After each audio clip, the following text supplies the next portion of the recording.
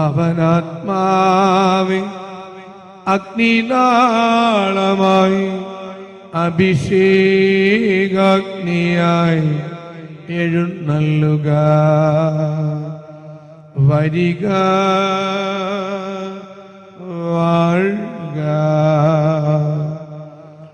ആത്മാവിൻ മാധുര്യമേ, വെളിവിൻ കതിരേ, ആത്മാവിൻ തണുപ്പേ,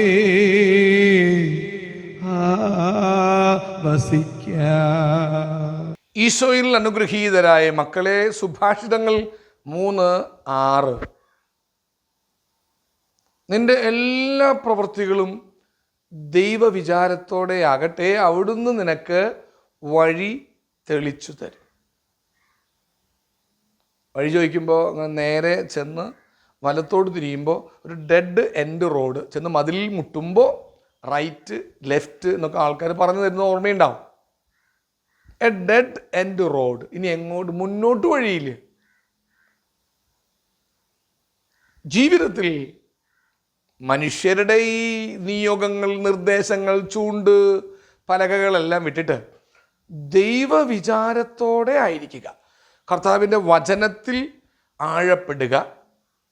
അവിടുന്ന് നമുക്ക് സ്ഥാപിച്ചിരിക്കുന്ന കൂദാശകളുടെ സമൃദ്ധിയിൽ കുമ്പസാരം, കുർബാന പങ്കെടുക്കൽ, കുർബാന സ്വീകരിക്കൽ, യേശു ക്രിസ്തു ഹൃദയത്തിലുണ്ടെന്നുള്ള ആ വിചാരത്തോടെ. ഒരിക്കലും ഒരു മനുഷ്യൻ പറഞ്ഞു, ഒന്ന് കുർബാനയ്ക്ക് പോയോ? ഇല്ല, ഇന്നലെ പോയ കുർബാന ഇന്നും മങ്ങിയിട്ടില്ല ചോ, പിന്നെ എന്തിനിപ്പോൾ ഇന്നൊരു കുർബാനയ്ക്ക് പോകണേന്ന് ചോദിച്ചു.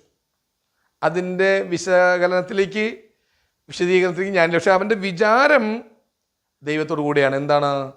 ഇന്നലെ എന്നിൽ വന്നു നിറഞ്ഞ ക്രിസ്തു മങ്ങിയിട്ടില്ല, വീണ്ടും അത് ആഘോഷിക്കാൻ നീ ഇന്നും ബലിയർപ്പിക്കണമെന്ന് പറഞ്ഞു കൊടുക്കാൻ ഞാൻ നിന്നില്ല. പക്ഷെ അവൻ്റെ ഹൃദയം മുഴുവൻ ദൈവവിചാരമാണ്. ദൈവവിചാരത്തോടെയാണ് എല്ലാ കാര്യങ്ങളും. അപ്പം എന്താണ്? അങ്ങനെ ദൈവവിചാരത്തോടെ നീ എൻ്റെ എല്ലാ പ്രവൃത്തികളും ചെയ്താൽ എന്താ മെച്ചം? ദൈവം നിനക്ക് വഴികൾ തുറന്നു തരും. ഡെഡ് എൻഡ് റോഡിൽ ജീവിതത്തിൽ എത്തി മുട്ടിയിട്ട് ഇടത്തും വലത്തും വഴിയില്ല, ലെഫ്റ്റ് റൈറ്റ് എന്ന് ചോദിച്ചിട്ട് പോകാൻ അവിടെ വഴിയുണ്ട്. പക്ഷെ ജീവിതത്തിൽ ലെഫ്റ്റും റൈറ്റും ഇല്ല, ചെന്ന് നിൽക്കുന്നത് ഡെഡ് എൻഡ് റോഡ്. ഇവിടെ ദൈവം നിനക്ക് വഴിതെളിക്കും. ദൈവത്തിൻ്റെ അഭിലാഷങ്ങളെ വചനങ്ങളിലൂടെ ഉൾക്കൊണ്ട് ജീവിതത്തെ ക്രമീകരിച്ചു കഴിഞ്ഞാൽ എന്ത് ഇടിഞ്ഞു പൊളിഞ്ഞു വീണാലും, എന്ത് നാശനഷ്ടങ്ങൾ വന്നാലും, എന്ത് മനുഷ്യൻ്റെ കരങ്ങളിലൂടെ എന്തു വന്ന് നിൻ്റെ മേൽ പതിച്ചാലും ഭവിച്ചാലും നോ, ഞാൻ ആ സന്തോഷത്തിലേക്കില്ല. എനിക്ക് എപ്പോഴും സന്തോഷമാണ്. ഹാപ്പിയാണോ? ഞാൻ ഹാപ്പിയാണ്. I am always happy. മനുഷ്യന് തോൽപ്പിക്കാനാകാത്ത വിധം ദൈവത്തിൻ്റെ സന്നിധിയിൽ നിൽക്കുന്ന ആ പ്രവൃത്തികളെ ധ്യാനിക്കുമ്പോൾ, വചനങ്ങളിൽ ആഴപ്പെടുമ്പോൾ, ദൈവവിചാരത്തോടെ എല്ലാ പ്രവൃത്തികളും ചെയ്തു തുടങ്ങുമ്പോൾ, എന്ത് കഷ്ടത വന്നാലും കഷ്ടതയിൽ നിന്നുകൊണ്ട് ദൈവത്തെ സ്തുതിച്ച് ദൈവത്തെ ആരാധിച്ച് നീങ്ങുമ്പോൾ മനുഷ്യൻ്റെ കരങ്ങളുടെ ക്രൂരതയോ വശ്യതയോ സ്നേഹമോ ചുംബനമോ ആലിംഗനമോ സമൃദ്ധിയായ